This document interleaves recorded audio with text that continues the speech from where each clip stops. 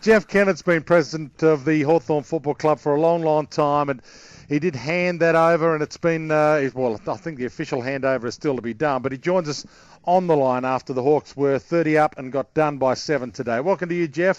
Thanks for your time. Great pleasure, but I did hand over at the end of season 2011, and I understand it takes some of you people a little longer to enter the real world, but it's now about 14 months. Now, Jeff, what are you going to do about trying to reverse the curse? Because it's been 10 games now. You just heard Tim Lane say a minute ago they led by the biggest margin, Hawthorn, in any of those 10 games, and they still lost. What are you going to do? I think the first thing is to congratulate Geelong. They played a very good game, and Chapman, Poggioli, Selwood played very, very good games. They deserved their win. From our side, gentlemen, it's time to review the coaching. And the reality is we've lost 2011 in the preliminary final when we were well ahead. We failed to flood the back line. Last year, I think we made a terrible decision when we played our captain, Luke Hodge, when he clearly wasn't fit. And that is, to me, an absolute no-no in a grand final. You can't go into that sort of match carrying people. And today, unfortunately, we are outplayed and outcoached. And unless there's some fundamental changes there, I fear for our season. Now, I know that's a big call early on, but we lost today in the same way we've lost to Geelong every time in the last home and away games. We often start well, and then we fail to deliver. So and today, the second half was a disgrace. So, Jeff, are you talking about the whole coaching panel or Alastair Clarkson in particular? I think Alastair is the head coach. He's got to accept responsibility for the failures in the last few years, and particularly the way we conducted ourselves in the second 2 quarters this year. That was a disgrace this afternoon. They played well in the first half, and then we let Geelong get away from us. We didn't man up. I couldn't see any fundamental change in positions or tactics, and you can't just continue to play on the hope that the side is going to do better. You've got to actually be more aggressive, and you've got to be more proactive. Jeff, you believe that Alastair Clarkson has stayed too long at Hawthorn, don't you? Yes. So, end of the year, Jeff, it's time for Alastair Clarkson to go at the end of this season. I think so. I've had a discussion with Alastair some time ago and always believed that 6 to 8 years was as long enough as any coach should stay at any club. Alastair's got some wonderful good personal values. He's done great service at the club, but he's been in charge of one of the best groups of young men going around in footy now for a number of years, certainly since 2008. There was an excuse in 2009 for our performance because of injury, but 2011, 2010, 2011, 2012, we have underperformed. So you think he's someone's got to accept responsibility for that. So you think he's been a good coach, Jeff, but you think every coach, even presidents for that matter, have a use-by date?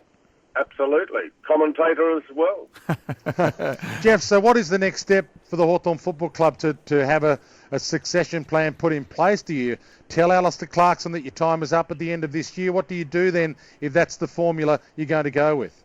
Well, I'm only a pensioner, as you know, and I don't hold any position at the club, which is why I can speak without fear or favour right now. And that'll be up to the board, and I have no doubt they'll stick with Alastair this year. He's still got another year to go on his contract, I think, after that. And look, we may come good again, but the same symptoms that let us down, final last year and preliminary final in 2011, and when we played Geelong, was evident today. But we start well, but we do not continue. But you do get there, Jeff. There'd be many other teams and supporters out there saying, hang on a minute, Hawthorn are there every year. We're not. They must be doing something right. Well, what are we doing right that we're not winning flags? Well, you've got a good enough game plan to get you there for a start.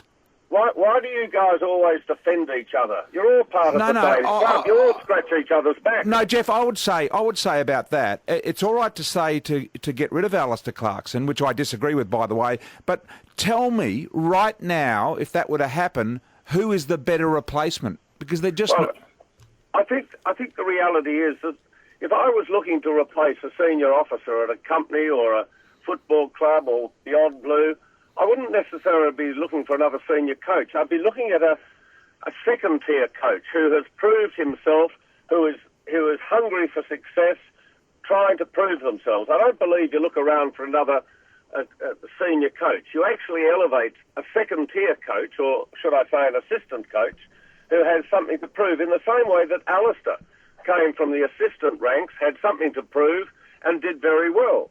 But he's now been there for a long time. The players understand him very well.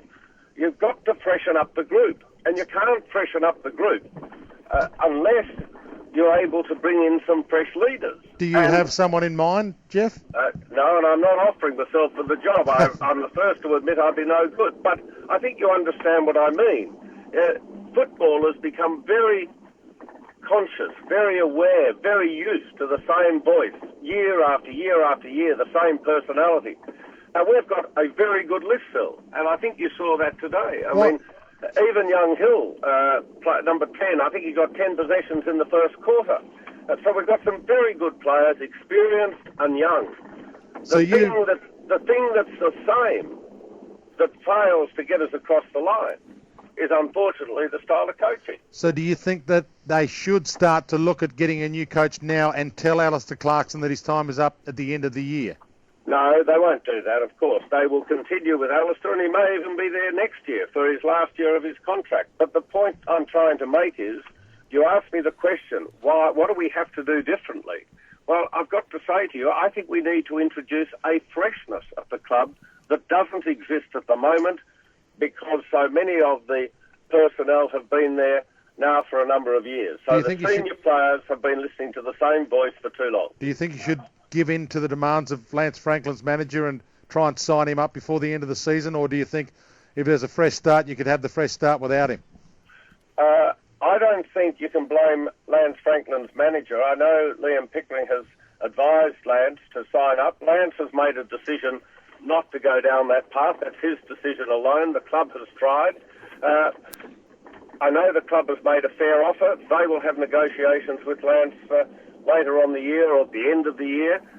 No, I don't think that's. I don't think you can put today's performance down to a failure of Lance to sign a contract. You can put today's performance down to the fact that we were out-generalled, that perhaps we ran out of legs, and in the final analysis, our opponents were too good. Jeff, we appreciate your time. Thanks for joining us.